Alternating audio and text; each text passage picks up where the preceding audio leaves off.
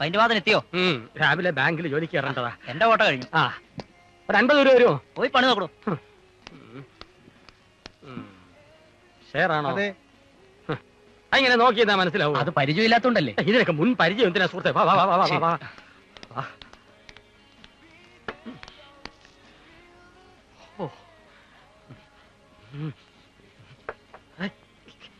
ഇതൊന്ന് പൊട്ടി ചോദിച്ചു തന്നെ.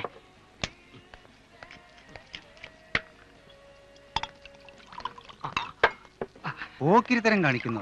അതെന്റെയാ ഓട്ട ചേട്ടാ. ചാവാൻ കിടക്കുന്നവന്റെ അണ്ണാക്കിൽ ഒഴിച്ചു കൊടുക്കാൻ കരുതിയിരിക്കുന്ന ഗംഗാജലൊന്നും അല്ലല്ലോ ഈ സോഡ. ഇത് കുടിബാക്കിയല്ലേ ചേട്ടാ? വിചാരിച്ച ഇനി ഇവിടുന്ന് കിട്ടും. എന്താ തന്റെ കയ്യിൽ കാശില്ലേ? അതിനും കൊടുക്കണ്ട ചേട്ടാ. രൂപ 4 അതില്ലാത്തോണ്ടല്ലേ. സോഡ മേടിക്കാൻ കാശില്ലെങ്കിൽ അതീ കുറഞ്ഞ് കുടിച്ചാൽ മതി. ഉള്ളൊന്ന് കുളിരാനല്ലേ ചേട്ടാ രാവിലെ നമ്മളത് കുടിക്കുന്നത്. മൊത്തം എല്ലായിടവും നനഞ്ഞു കിട്ടണമെങ്കിൽ ഇത്രയെങ്കിലും വേണം.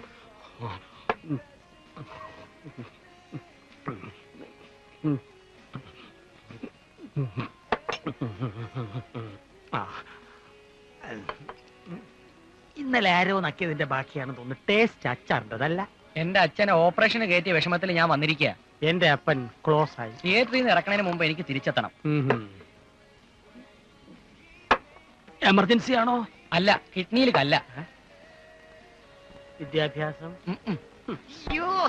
കണ്ണിന്റെ പുരികത്തിനിട്ടാണോടോ കുത്തണേ? ഇപ്പൊ അത്രേ പറ്റത്തുള്ളൂ. സൂക്ഷം കൃഷ്ണമണിക്കിട്ട് എന്നെ കുത്താൻ ഇത്തിരി ബുദ്ധിമുട്ടാണ്. ഞാൻ പോട്ടെ, സമയമായി.